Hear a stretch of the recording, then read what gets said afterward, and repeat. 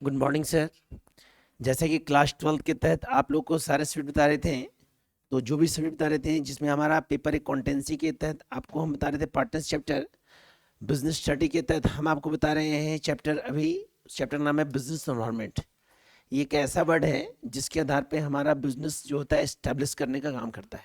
तो हम लोग बिजनेस स्टडी के तहत जानते हैं मैनेजमेंट मतलब होता है किसी भी काम को करना या करवाना ही हमारा मैनेजमेंट कहलाता है। यदि किसी भी काम को हम स्किल बेस के आधार पर करते हैं, यदि हमारा काम ग्रोथ तभी कर पाता है जब उसमें हम स्किल यूज करते हैं। यदि बिना स्किल का काम करते हैं तो काम ग्रोथ करता ही है, लेकिन जितना डेवलपमेंट होना चाहिए, जितना विकास होना चाहिए, उतना विकास नहीं होता है। तो इसी डेवलपमेंट के लिए क्या करते हैं, हम लोग कुछ स्किल्स को डेवलप करते हैं, स्किल्स को प्राप्त करते हैं, और उसी स्किल बेसिस के आधार पे हम बिजनेस को डेवलप करने का काम करते हैं। जैसा कि प्रोफेशनल कोर्स के तहत हमारा एक कोर्स है MBA, BBA और MBA। ये आखिर होता क्या है सर? BBA होता है बैचलर ऑफ बिजनेस एडमिनिस्ट्रेशन, और MBA होता है हमारा मास्टर ऑफ बिजनेस एडमिनिस्ट्रेशन। मतलब कहने मतलब ये कंप्लीट इंफॉर्मेशन आपको बिजनेस के बारे में बताएगा कि बिजनेस कैसे रन करना है। तो एक स्किल्स है, जिस स्किल के आधार पे आप बिजनेस को रन अप करने का काम करते हैं। तो बिजनेस करने के लिए जिस स्किल का आप यूज करते हैं वो आपका मैनेजमेंट कहलाता है, क्योंकि उस काम को आप खुद भी कर रहे हैं और करवा भी है क्या। तो उस मैनेजमेंट के तहत हमारा सबसे इंपॉर्टेंट वर्ड होता है हमारा एक business environment. There two words, first हमारा बिजनेस है, दूसरा इन्वायरमेंट है। बिजनेस क्या होता है? Business is a human activity, business से economic and non economic activity, business से आर्ट एंड साइंस, बिजनेस से मॉनेटरी सिस्टम। तो बिजनेस क्या है? बिजनेस एक मॉनेटरी सिस्टम है जहां मुद्रा के द्वारा लेन देन करते हैं। किसी भी कंडीशन में यदि किसी बाय और सेल के तहत यदि हम मॉनेटरी सिस्टम के द्वारा वर्क करते हैं तो हर सिचुएशन वो क्या कहलाएगा? हमारा बिजनेस कहलाएगा। और इन्वायरमेंट मतलब होता है हमारे चारों ओर विद्यमान जितने भी गुड्स हैं जिसको हम यूटिलाइज करते हैं, जिससे अपने आप को डेवलप करने का काम करते हैं, वो हमारा इन्वायरमेंट कहलाता है। क्या कहलाता है? तो हम लोग जानते हैं कि समाज जो होता है वो डिफरेंट कैटेगरी में बटा होता है। समाज जो होता है डिफरेंट कैटेगरी में बटा होता है। हर कैटेगरी में जो सोसाइटी होते हैं, जो समाज होते हैं, उसमें अलग अलग लोग रहते हैं और उनकी अपनी अपनी डिमांड होती है, अपनी अपनी इच्छाएं होती है। उन्हीं इच्छाओं के तहत जब वो प्रोडक्ट को परचेज करते हैं, क्या करते हैं? परचेज। तो परचेज करते हैं, डिपेंड करता है वो किस प्लेस में रह रहे हैं। अगर रूरल एरिया में रह रहे हैं तो उनका डिमांड रूरल कैटेगरी का रहेगा। यदि वो टाउनशिप रह रहे हैं तो उनका डिमांड टाउनशिप का रहेगा। तो कहने का मतलब उस बिजनेस को स्टार्टअप करने से पहले, जिस बिजनेस को आप जिस जगह स्टार्ट कर रहे हैं, स्टार्टअप करने से पहले सबसे पहले हम क्या करेंगे? उस प्लेस का मेजरमेंट करेंगे जहां आप बिजनेस को स्टार्ट करने वाले, जहां बिजनेस का डिमांड है। यदि बिना डिमांड का बिजनेस को आप स्टार्ट करते हैं तो मार्केट में उस बिजनेस का ग्रोथनेस कभी नहीं होगा। क्या मतलब वातावरण पे ही डिपेंड करता है, इन्वायरमेंट पे ही डिपेंड करता है कि उस बिजनेस को आप जब स्टेब्लिश किए हैं तो उसका डिमांड है या नहीं है। यदि उस मार्केट का, उस इन्वायरमेंट का डिमांड है तो ऑटोमेटिक हमारा बिजनेस क्या होता है? डेवलप करने का काम करेगा, डेवलप करने का काम करेगा। और यदि उस इन्वायरमेंट का डिमांड नहीं है और फिर भी आप इस बिजनेस को स्टार्टअप करते हैं तो बिजनेस आपका डेवलप नहीं करेगा। एक छोटा एग्जांपल देते हैं। मान लीजिए एक हमारा भीड़ भाड़ इलाका है, ठीक है, जहाँ पे स्कूल कॉलेजेस चारों तरफ से हमारा जो है प्रॉब्लम नहीं है, सारे जो होते हैं हमारे फैसिलिटीज हैं आसानी से मिल जाते हैं। अब मान लीजिए उस कम्युनिकेशन एरिया में, उस भीड़ वाला इलाके में एक रेस्टोरेंट की कमी है, एक रेस्टोरेंट की। तो यदि आप एक बिजनेस स्टार्टअप करने के एक अच्छा सा रेस्टोरेंट खोलते हैं तो ऑटोमेटिक वो बिजनेस चलेगा, क्योंकि उस प्लेस का वो डिमांड है। क्योंकि उस प्लेस में हर कम्युनिकेशन, हर पर्सन के लोग आते हैं और उनका वो डिमांड है कि यहाँ एक होना चाहिए। और यदि वही रेस्टोरेंट आप किसी जंगल में खोलते हैं तो आपका बिजनेस, क्योंकि वहां का डिमांड नहीं है। क्या? तो इन्वायरमेंट बेस के आधार पे यदि आप बिजनेस को स्टार्टअप करते हैं, जैसे ये बंसीलाल चौक एरिया जो है ये एजुकेशन एरिया है। क्या? अब इस एजुकेशन एरिया में किसी भी इंस्टीट्यूट को खोलेंगे तो चलेगा, वो चलेगा। लेकिन मान लीजिए यहाँ पे आप मेडिकल शॉप खोलते हैं तो नहीं चलेगा, चलेगा लेकिन जिस प्रोसेस से, जिस ग्रोथ से चलना चाहिए वो ग्रोथनेस नहीं चलेगा। तो कहने मतलब जिस मार्केट का, जिस बाजार का, जिस प्लेस का जो डिमांड होता है, उस डिमांड के आधार पे यदि बिजनेस को आप स्टार्टअप करते हैं तो स्टार्टअप करना ही क्या कहलाएगा? क्योंकि उसी डिमांड का, उस मार्केट का वो डिमांड है जिसको आप सप्लाई करने का काम कर रहे हैं। यदि आप एक अच्छे रेस्टोरेंट में जाते हैं और आपका डिमांड है यदि उस रेस्टोरेंट में आपके डिमांड को सप्लाई किया जा रहा है, पूरा किया जा रहा है, तो ऑटोमेटिक उस बिजनेस का ग्रोथनेस होगा, क्योंकि आपके डिमांड पूरा किया जा रहा है। लेकिन एक ऐसा प्लेस जहां आपका डिमांड है लेकिन फिर भी आपका डिमांड को पूरा नहीं किया जा रहा है, तो किसी भी सिचुएशन में बिजनेस का ग्रोथनेस नहीं करेगा। तो बिजनेस जो डेवलप करता है उसमें डेवलपमेंट के लिए मैनेजमेंट का होना जरूरी है, लेकिन इंपॉर्टेंट इन्वायरमेंट का भी होना जरूरी है। अगर उस इन्वायरमेंट के आधार पे उनको लाइनअप नहीं करेंगे तो वो बिजनेस किसी भी सिचुएशन में डेवलप नहीं करेगा। एक स्कूल है तो स्कूल का काम होता है बच्चों को एजुकेटेड देर करना, बच्चों को शिक्षा प्रदान करना। क्या क्या एक हमारा मॉल है तो मॉल का काम क्या होता है कि हर प्रकार के गुड्स को बाय और सेल करवाना। तो डिपेंड करता है कि वह प्लेस, वह स्थान जहां आपके नीड के अनुसार आपके डिमांड को पूरा किया जाए। यदि उस प्लेस में आपकी इच्छाओं को सही समय पे पूरा किया जाता है तो ऑटोमेटिक बिजनेस डेवलप करता ही है, साथ ही साथ उस इन्वायरमेंट का डिमांड वैल्यू भी बढ़ता है। क्यों? क्योंकि आप उस प्रोडक्ट को उस मार्केट में सप्लाई करने का काम कर रहे हैं, क्योंकि उस बाजार का वो डिमांड है। तो बिजनेस इन्वायरमेंट से फायदा क्या है? बिजनेस इन्वायरमेंट से बिजनेस का जो इंपॉर्टेंस है वो बिजनेस इन्वायरमेंट का इंपॉर्टेंस है। बिजनेस इन्वायरमेंट के आधार पे यदि किसी बिजनेस को किसी भी प्लेस में स्टैब्लिश करते हैं जहां डिमांड है, तो उस बिजनेस को क्या होता है? ग्रोथनेस होता है, डेवलपमेंट ऑफ फर्म। उस फर्म का क्या होता है? विकास होता है। अभी हम बोले रेस्टोरेंट एग्जांपल, अगर उस रेस्टोरेंट को हम खोलते हैं, उस रेस्टोरेंट को उस प्लेस में खोलते हैं, तो ऑटोमेटिक क्या होगा सर? वहां कंपटीशन हो जाएगा। आप खोले हैं, नेक्स्ट ईयर कोई और खोलेगा, नेक्स्ट ईयर और खोलेगा, तो कंपटीशन बढ़ेगा ना। जितना कंपटीशन बढ़ेगा बिजनेस उतना ही ग्रोथ करेगा, क्योंकि जहां कंपटीशन होता है, जहां प्रतियोगिता होता है, वहां बिजनेस क्या होता है? डेवलप करता है। तो ये कंपटीशन कब हुआ? जब क्या है?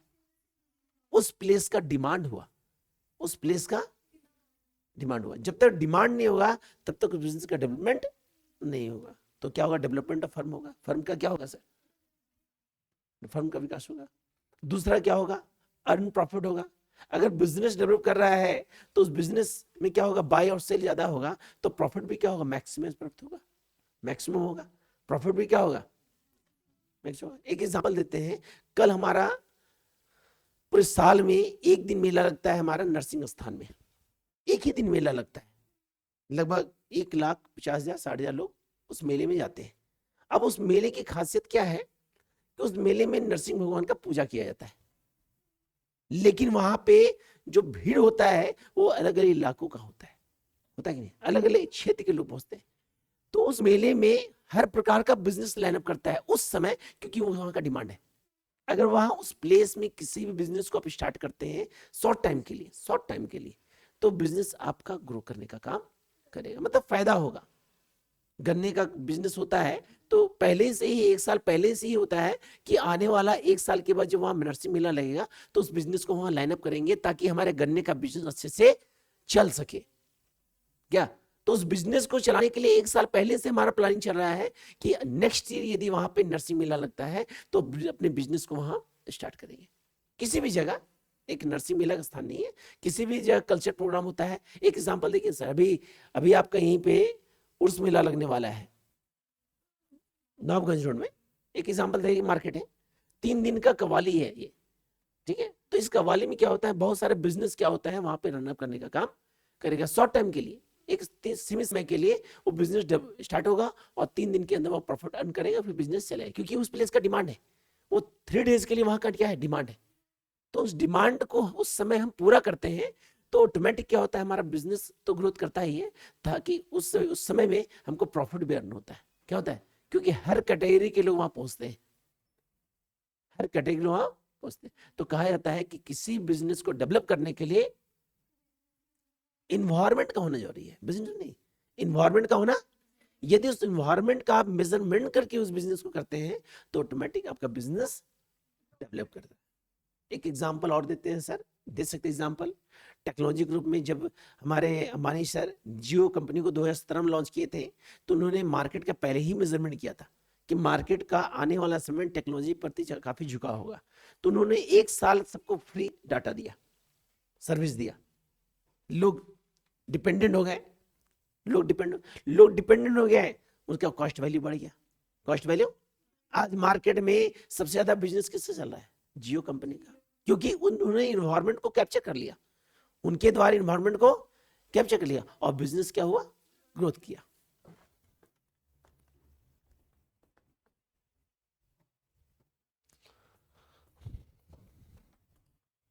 ठीक है, तो कंडीशन और इसका इंपॉर्टेंट क्या है सर, बिजनेस से इंप्लॉयमेंट दूर हो रहा है सर। इंप्लॉयमेंट कैसे दूर रहा है, आपके पास स्किल्स है, आपके पास नॉलेज है, आपको ये पता है कि आपको उस प्लेस में बिजनेस करना है, तो अपने स्किल बेस के आधार पे आप बिजनेस को कर रहे हैं, तो ऑटोमेटिक क्या हो रहा है सर, आपका क्या बिजनेस भी ग्रोथ कर रहा है और साथ ही साथ क्या हो रहा है, प्रॉफिट हो रहा है, आपको रोजगार मिल रहा है। आज हमारे बड़े बड़े यूट्यूबर क्या कर रहे हैं सर, इन्वायरमेंट के अनुसार अपने क्रिएट को रिप्रेजेंट करने का काम कर रहे हैं, तो उनका बिजनेस क्या हो रहा है, ग्रो करने का काम कर रहा है, सोसाइटी डेवलपमेंट कर रहा है, एक समाज का निर्माण हो पा रहा है, एक समाज का निर्माण हो पा रहा है। क्यों, क्योंकि समाज में हर तरह के लोग रहते हैं, हर कैटेगरी के लोग रहते हैं। तो जैसा कि आपको बता रहे थे हम कि इंप्लॉयमेंट ग्रोथ करेगा हमारा, क्या बिजनेस ग्रोथ करेगा, जैसा कि जियो कंपनी का एग्जांपल दिया आपको हम, सोसाइटी डेवलप करेगा, एक अच्छे समाज का निर्माण हो पाएगा। एक अच्छे समाज, क्योंकि समाज में जब लोगों को स्किल्स प्राप्त होगा, जब उनके पास मैनेजमेंट स्किल्स होगा, तो ऑटोमेटिक उस इन्वायरमेंट के आधार पे वो बिजनेस को रनअप करने का काम करेंगे, ग्रो करने का काम करेंगे। आज से 10 साल पहले लोगों के पास स्किल्स नहीं था कि बिजनेस कैसे करेंगे, आज इतना रिसोर्स मिल गया है कि लोग हर प्रकार का बिजनेस करने के लिए आगे बढ़ जाते हैं, बस उनके पास कैपिटल होना चाहिए, क्योंकि उनके पास रिसोर्स है, उनके पास वो नॉलेज है कि बिजनेस कैसे कंप्लीट करना है। क्या टाइम से भी होगा, समय बचेगा, बिजनेस इन्वायरमेंट के आधार पे उस इन्वायरमेंट में जहां डिमांड है, उस बिजनेस को उस इन्वायरमेंट में आप स्टार्ट करते हैं तो आपका समय बचेगा। जहां डिमांड नहीं है वहां खोल रहे हैं तो बिजनेस नहीं चलेगा सर। बिजनेस कहां चलेगा, जहां उसका डिमांड है, जहां उसका डिमांड है। तो डिमांड के आधार पे ही बिजनेस क्या होता है, डेवलप करने का काम करता है। अगला हमारा पॉइंट क्या है सर, इसके तहत हमारा क्या होता है, एफिशिएंसी ग्रोथ करेगा। एफिशिएंसी ग्रोथ कैसे करेगा, अब इस बिजनेस इन्वायरमेंट के तहत मैनेजमेंट करता हम हो गए, हम आपको कंटेंट बता रहे हैं, हम बार बार रिपीट कर रहे हैं, तो इससे क्या हो रहा है, हमारा स्किल्स हमारा हमारा एफिशिएंसी क्या हो रहा है, ग्रो कर रहा है। क्या हम एक स्टूडेंट पढ़ाते हैं, 2 स्टूडेंट पढ़ाते हैं, 3, जब बार बार उस कंटेंट को रिपीट करते हैं तो हमारा माइंड सेटअप हो जाएगा, तो हमारा स्किल्स बढ़ने का काम है। तो बिजनेस इन्वायरमेंट से बिजनेस को तो फायदा ही है, लेकिन जो बिजनेस चला रहा है उसको भी फायदा है।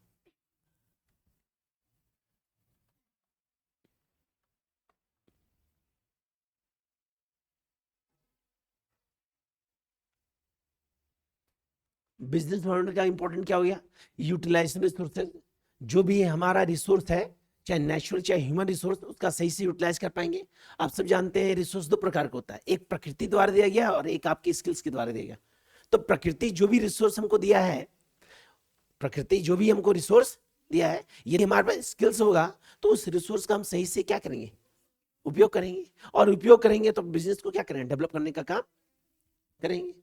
दूसरा ह्यूमन रिसोर्स, ह्यूमन रिसोर्स मतलब आप अपने स्किल्स पावर को जितना भी बढ़ाएंगे, जितना ही ग्रो करेंगे, आपका बिजनेस बढ़ेगा और मार्केट में आपका वैल्यू भी ग्रो करने का काम करेगा।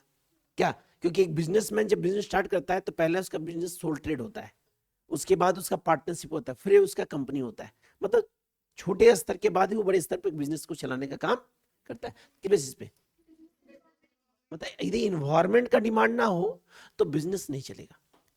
तो उस इन्वायरमेंट के अनुसार यदि बिजनेस को आप स्टार्टअप कर रहे हैं, सेटअप कर रहे हैं, उस डिमांड को पूरा करने का काम कर रहे हैं, तो ऑटोमेटिक आपका बाजार, आपका बिजनेस एक बड़े रूप में आकार। तो बिजनेस इन्वायरमेंट के लिए गवर्नमेंट द्वारा बहुत सारे पॉलिसीज बनाया गया, बहुत सारी नीति बनाया गया।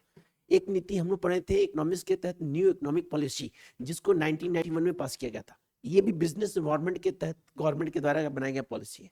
इस नीति के तहत गवर्नमेंट द्वारा कुछ ऐसे नियम बनाए गए, कुछ ऐसे कानून बनाए गए जिनसे हर व्यक्ति हर प्रकार का बिजनेस चला सकता है। तो जैसा कि हम जानते हैं कि न्यू इकोनॉमिक पॉलिसी क्यों पास किया गया, न्यू इकोनॉमिक पॉलिसी पास करने का रीजन था कि किसी भी सिचुएशन में, किसी भी कंडीशन में हमारा इकोनॉमिकल डेवलपमेंट हो सके, हमारा आर्थिक विकास हो सके। तो अपने इकोनॉमिकल डेवलपमेंट के लिए, अपने आर्थिक विकास के लिए भारत सरकार द्वारा 1991 को एक रूल पास किया गया जिसका नाम है न्यू इकोनॉमिक पॉलिसी। तो न्यू इकोनॉमिक पॉलिसी के तहत 3 रूल पास किया गया, एलपीजी। एलपीजी, एल मतलब होता है लिबरलाइजेशन। क्या होता है सर, आप 11वीं क्लास पढ़ चुके थे। लिबरलाइजेशन क्या होता है, लिबरलाइजेशन मतलब लिबरल होना, जिसको हम कहते हैं उदारवादी। क्या कहते हैं सर, तो इसका मतलब क्या होता है, तो लिबरलाइजेशन मतलब होता है कि गवर्नमेंट को यह रूल दिया गया, गवर्नमेंट द्वारा एक नियम पास किया गया कि जो भी गवर्नमेंट चुन के आएंगे 5 वर्षों के लिए, उनके द्वारा जो भी रूल रेगुलेशन पास किया जाएगा वो लिबरल होना चाहिए। क्या होना चाहिए? जिससे समाज में जितने भी कैटेगरी के लोग हैं सभी के लिए समान अधिकार होना चाहिए, सभी के लिए, ताकि हर व्यक्ति हर प्रकार के बिजनेस को स्टार्टअप कर सके। ये नहीं कि गरीब व्यक्ति के लिए अलग रूल है और रिच पर्सन के लिए रूल अलग नहीं। तो रूल्स जो होता है लिबरल होना चाहिए। क्या होना चाहिए? यदि रूल हमारा लिबरल होता है, उदारवादी होता है, तो समाज में जितने भी कैटेगरी के लोग होते हैं उनको अपने बिजनेस को स्टार्ट करने की समस्या, आज की डेट में हर व्यक्ति किसी भी बिजनेस को स्टार्टअप कर सकता है, किसी की कोई लिमिटेशन नहीं है। हाँ, बशर्ते उसका रूल कंडीशन को उसको फॉलो करना पड़ेगा। ये नहीं कि वो व्यक्ति बिजनेस नहीं कर सकता है। क्यों? क्योंकि सरकार लिबरल है, सरकार द्वारा कुछ ऐसे रूल पास किए गए हैं। अगर सरकार लिबरल ना हो तो नेक्स्ट ईयर जब 5 साल बाद चुनाव होगा तो उस गवर्नमेंट को चुना नहीं जाएगा। तो उस न्यू इकोनॉमिक पॉलिसी के तहत गवर्नमेंट को यह रूल दिया गया, यह नीति दिया गया कि आपके द्वारा जो भी रूल रेगुलेशन होना चाहिए वो लिबरल होना चाहिए, ताकि सोसाइटी में हर कैटेगरी के लोगों को अपने बिजनेस को स्टार्ट करने में या किसी प्रकार से इकोनॉमी को डेवलप करने में समस्या ना हो। क्या हो सर? तो पहला होता है लिबरलाइजेशन। क्या होता है सर? भाई लिबरेशन फायदा क्या है सर? अगर पूछेगा इंपॉर्टेंट ऑफ लिबरलाइजेशन, तो इंपॉर्टेंट लिबरल हम हैं तो हमको अपना व्यवसाय करने में कोई समस्या, हमारा बिजनेस ग्रोथ करेगा, हमारा बिजनेस प्रॉफिट होगा, टू अर्न प्रॉफिट होगा। क्या होगा सर? सोसाइटी डेवलप करेगा, सोसाइटी क्या करेगा? एम्प्लॉयमेंट ग्रोथ करेगा, रोजगार में वृद्धि होगी। क्या जितना हमारा हमको गवर्नमेंट लिबरल बनाएंगे उतना बिजनेस स्टार्ट करेंगे, तो उस बिजनेस को हैंडल करने के लिए वर्कर चाहिए, इंप्लॉय चाहिए, तो उतने लोगों को क्या करेंगे? हम रोजगार देंगे। क्या करेंगे? रोजगार देंगे तो इंप्लॉयमेंट क्या करेगा? ग्रोथ करने का काम करेगा। मतलब बिजनेस का जो इंपॉर्टेंट है वो लिबरलाइजेशन का इंपॉर्टेंस हो गया, क्योंकि लिबरलाइजेशन जो वर्ड है ये बिजनेस का ही एक पार्ट है हमारा। लिबरलाइजेशन के बाद दूसरा है प्राइवेटाइजेशन। क्या है सर? निजीकरण। निजीकरण तो न्यू इकोनॉमिक पॉलिसी 1991 के तहत गवर्नमेंट द्वारा ये कहा गया कि कुछ ऐसे डिपार्टमेंट है, कुछ ऐसे सेक्टर है जिनको प्राइवेटाइजेशन कर दिया जा रहा है। क्या कह रहा है? क्योंकि प्राइवेटाइजेशन करने से क्या होता है कि वह व्यक्ति जो प्राइवेटाइजेशन के तहत काम कर रहा है उसका स्किल्स बढ़ता है, उसका एफिशिएंसी ग्रोथ करता है, और साथ ही साथ वह बिजनेस भी डेवलप करता है, जिसमें हम प्राइवेटाइजेशन का यूज किया गया। अभी आप देख रहे हैं बहुत सारे स्कूल जो हो गए हैं वो प्राइवेटाइजेशन की ओर आ रहे हैं। तो प्राइवेटाइजेशन में क्या होता है? प्राइवेटाइजेशन क्या होता है कि स्टूडेंट को जो स्किल्स मिलना चाहिए वो समय से पहले दे दिया जाता है। गवर्नमेंट में ये कंडीशन नहीं है, तो कुछ सेक्टर को प्राइवेटाइजेशन कर दिया जा रहा है। जैसे बहुत सारा हमारा टेंडर पास होता है रोड बनने का, हॉस्पिटल स्कूल बनने का, जो भी टेंडर पास होता है, तो बेसिकली लोग प्राइवेटाइजेशन क्यों काम करवाते हैं? क्योंकि प्राइवेटाइजेशन में ग्रोथनेस होता है। क्या होता है सर? वहां काम तरीके से होता है, वहां काम अच्छा नहीं होगा तो कॉन्ट्रैक्ट उसको नहीं मिलेगा। क्या प्राइवेटाइजेशन में क्या होता है? प्राइवेटाइजेशन में लोगों को विश्वास होता है कुछ सेक्टर में, है ना। निजीकरण होने से क्या होता है कि जो भी आप डिपार्टमेंट काम कर रहे हैं, मान लीजिए आप प्राइवेट कंपनी में काम कर रहे हैं, एक एग्जांपल देते हैं, मान लीजिए आप गवर्नमेंट डिपार्टमेंट काम कर रहे हैं, तो गवर्नमेंट डिपार्टमेंट काम कर रहे हैं तो आपका टाइम सेट बटा हुआ है 4 से 6, ठीक है। आप 8 घंटा काम कर रहे हैं, आपको सैलरी इतना मिलेगा। लेकिन प्राइवेटाइजेशन में क्या है, यदि आप 2 घंटा एक्स्ट्रा काम करते हैं तो आपको बोनस मिलता है। अब क्या मिलता है सर? आपका एफिशिएंसी ग्रो करने का काम करेगा, क्योंकि आपने काम में ध्यान दिया, आपका प्रमोशन होता है। तो डेवलपमेंट कहाँ होता है सर? गवर्नमेंट में कि प्राइवेटाइजेशन में? गवर्नमेंट में भी होता है सर, लेकिन जो फायदा प्राइवेटाइजेशन में गवर्नमेंट में नहीं है। गवर्नमेंट में क्या है, एक लिमिटेशन है, एक लिमिट है, और प्राइवेटाइजेशन में अनलिमिटेड है। जितना आप काम करेंगे उतना आपका वैल्यू बढ़ेगा। तीसरा हमारा है ग्लोबलाइजेशन। ये न्यू इकोनॉमिक पॉलिसी का तीसरा हमारा पार्ट है। तो प्राइवेट ग्लोबलाइजेशन मतलब क्या था? विश्वव्यापीकरण। विश्वव्यापीकरण हम सब जानते हैं कि कोई भी कंट्री चाहे कोई भी देश हो, वो पूर्ण रूप से विकसित नहीं होता। हर कंट्री में कोई ना कोई समस्या उपलब्ध होता है, तो उन समस्याओं को पूरा करने के लिए वह दूसरे कंट्री पे क्या होते हैं? डिपेंडेंट होते हैं। क्या होते हैं सर? क्या होते हैं? अगर हमारे कंट्री में सॉफ्टवेयर है तो दूसरे कंट्री के पास क्या? हार्डवेयर है। क्या? या दूसरे कंट्री के पास सॉफ्टवेयर है तो हमारे पास क्या है? तो कुछ ना कुछ कमी है। तो इस कमी को पूरा करने के लिए कहते हैं ग्लोबलाइजेशन करते हैं, विश्वव्यापीकरण करते हैं, मतलब एक्सपोर्ट और इंपोर्ट वर्क करने का। तो जैसे ही हमारा एक्सपोर्ट इंपोर्ट वर्क होता है, हमारा दोनों कंट्री का क्या होता है? डेवलपमेंट। तो ये 3 रूल एलपीजी, ये न्यू इकोनॉमिक पॉलिसी का ही रूल है। तो न्यू इकोनॉमिक पॉलिसी पास करने का कारण क्या था? अपने बिजनेस को डेवलप करना, ताकि इन्वायरमेंट के जो डिमांड है, समाज का जो डिमांड है, उसको हम आसानी से पूरा कर सके।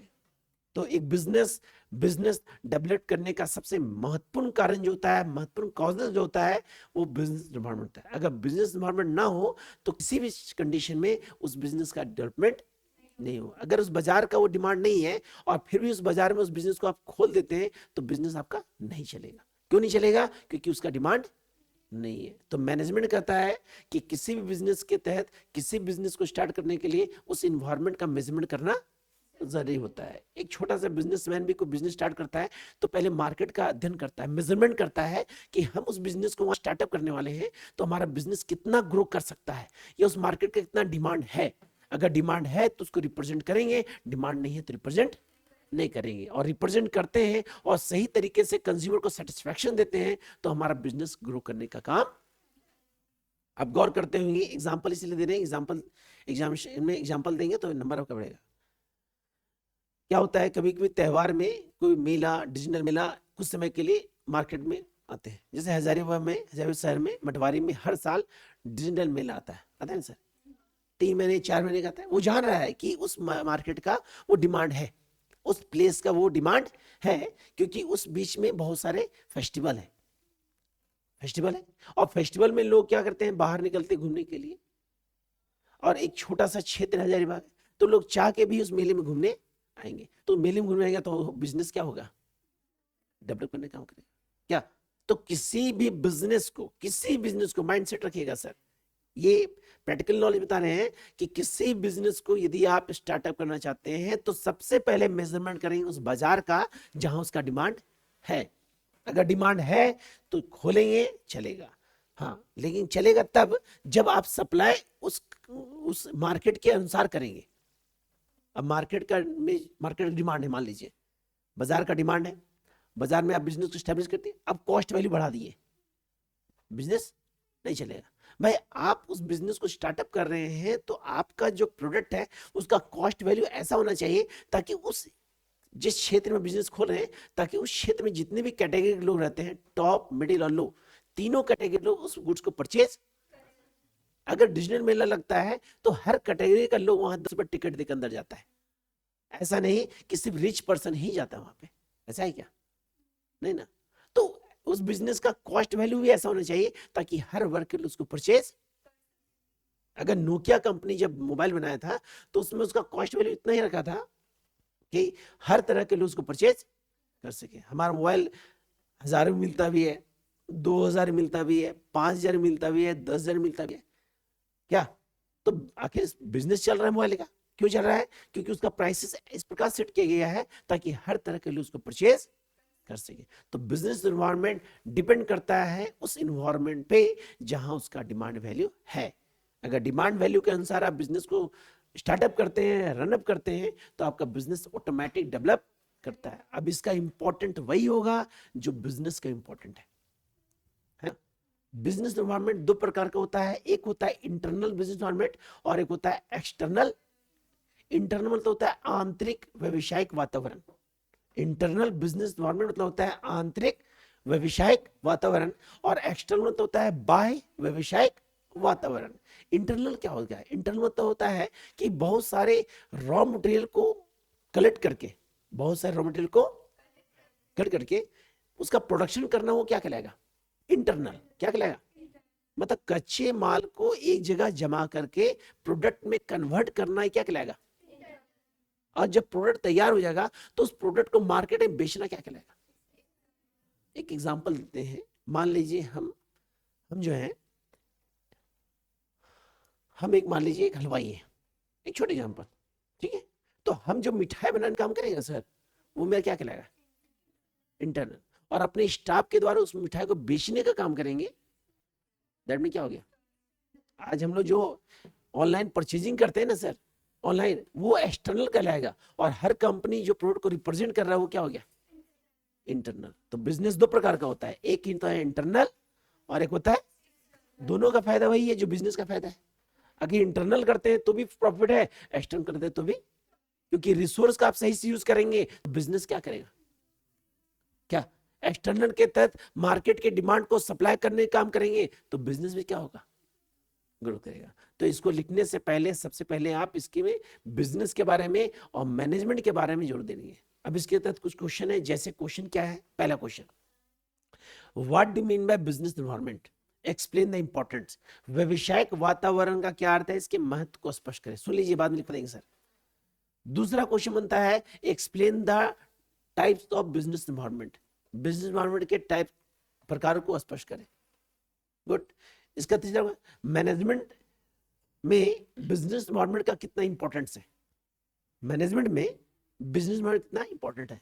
तो मैनेजमेंट मतलब क्या होता है सर, जो आपका स्किल्स है, जो योग्यता है, जो टैलेंट है, जो हुनर है, उसमें बिजनेस एनवायरनमेंट का इसलिए इंपॉर्टेंट है क्योंकि आपके पास नॉलेज है, लेकिन उस नॉलेज को सही जगह रिप्रेजेंट करके आप बिजनेस को स्टार्ट करते हैं, तो बिजनेस का डिमांड वैल्यू क्या होता है। और बिना स्किल के आधार पर बिजनेस को स्टार्ट करते हैं तो उसका डिमांड वैल्यू क्या होता है, घट जाएगा, क्योंकि आप बिना स्किल के आधार पर बिजनेस स्टार्ट कर रहे हैं। तो बिजनेस एनवायरनमेंट में सबसे बड़ा जो वर्ड होता है, वो वर्ड होता है हमारा मैनेजमेंट। क्या होता है सर, मैनेजमेंट। क्या होता है सर, मैनेजमेंट। एनजीटी इसको कहते हैं सर।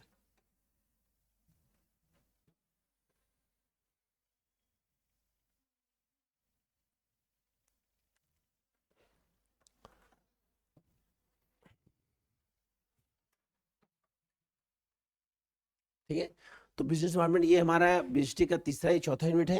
पहला यूनिट बता चुके थे आपको इंट्रोडक्शन ऑफ मैनेजमेंट, दूसरा बताए थे प्रिंसिपल मैनेजमेंट, और तीसरा हमारा बिजनेस इन्वायरमेंट। इस वीडियो को यदि आप 1 से 2 बार सुन लेते हैं तो गारंटी करते हैं आप अपने मन से आंसर दे सकते हैं, पढ़ना नहीं पड़ेगा, क्योंकि इसमें आपको बहुत सारे एग्जाम्पल बताए, बहुत सारे पॉइंट बताए। ठीक है सर, इस वीडियो को देख लीजिएगा सर।